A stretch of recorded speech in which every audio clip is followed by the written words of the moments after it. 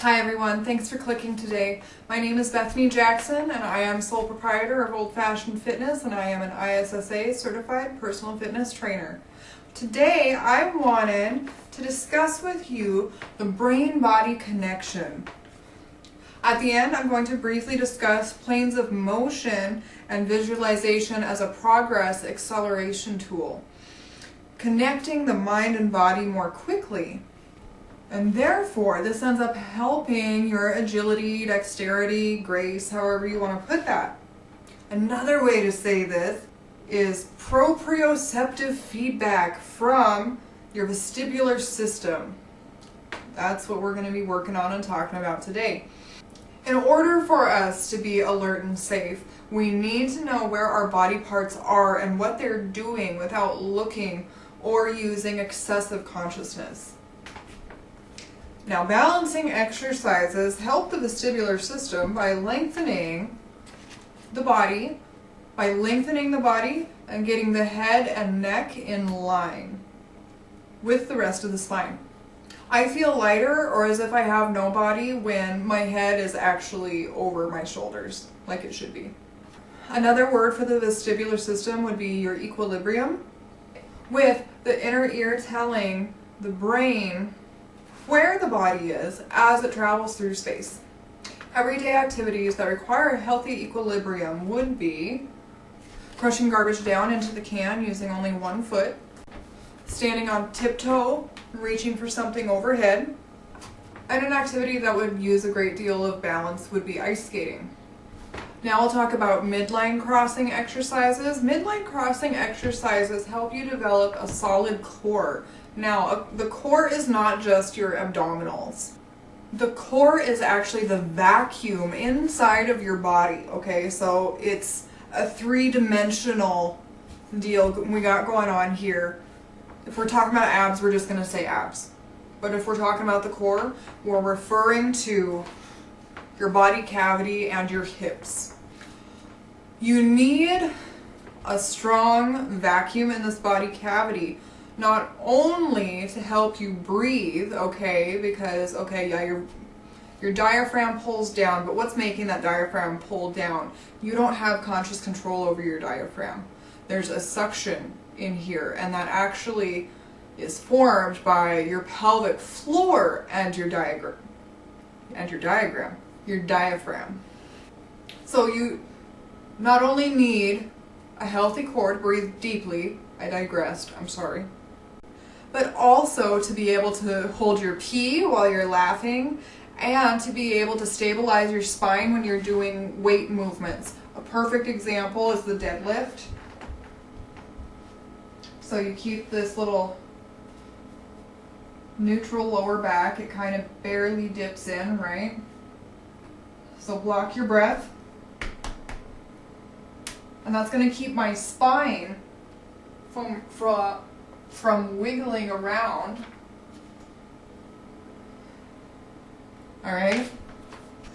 So you need this strong yet pliable body cavity in order for your brain to safely and unconsciously move your joints and muscles relative to each other and in fluid motion. Alright? So your core houses your center of gravity. Without a strong midline, you'll probably end up being clumsier than most. Think of a rifle and a scope that haven't been sighted in properly. The brain, in this case, is playing part of the scope, is telling the body where to send the action, but the body, the rifle in this situation, doesn't have the correct origin or center relative to where the brain thinks it is. Your body is lying to your brain. This is why people can perform a stretch or an exercise, say for instance the squat, and say they get absolutely nothing out of it. The body is telling the brain that it is performing the action correctly. This is why I am adamant about having beginners start off with cross-body exercises. It can be as long as you're crossing the center line. The brain needs to be the boss. Your body is not the boss of your brain. If it is, you have a problem. Sports that have a lot of midline crossing action would be golf, wiffle ball, and tennis. Now I would like to talk to you about visualization techniques to hurry along this process of connecting your brain and body. Instead of sport-specific agility drills, let's consider exercises and activities that are applicable to everyday adult life.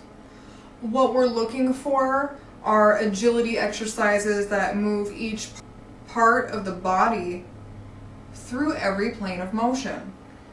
The use of mirrors and stickers on joints can help visually correct any deficit in posture or technique. So you would put those little, they're yellow, green, red, and blue round stickers. You put them on your shoulders, on your hips, on your knees. That'd probably be about it. This little trick works especially well in the planes going forward and backward and side to side. Now yoga, especially meditative yoga or maybe a yoga that focuses on holding a pose for extended periods of time, can especially help connect the mind to the body. Personally, while I'm in yoga classes, I try to envision those little stickers on my joints. Now we've got to go up. Rope climbing, pull-ups, rock climbing, straight up jumping. Now obviously you have to be healthy enough to do these things. If you need new knees, don't be like jumping all over the county, okay? Lastly, a great mind-body connector would be swimming. This exercise moves you through all of your planes of motion. However, to get the full effect, you're going to have to pretend that you're a seal or a mermaid or a plume of smoke and move yourself through all of the planes that physics allows you to. When you include exercises that require balance, crossing the midline, and moving you through every plane of motion in your workout regime, you will come out of it the next day more mobile. Think of your mind and body as being in a three-legged potato sack race. When they work together, they both can make progress. Nothing can stop you now. I want to thank you again for clicking, and don't forget I'm Bethany Jackson, and look for Old Fashioned Fitness on Facebook and subscribe to my YouTube channel.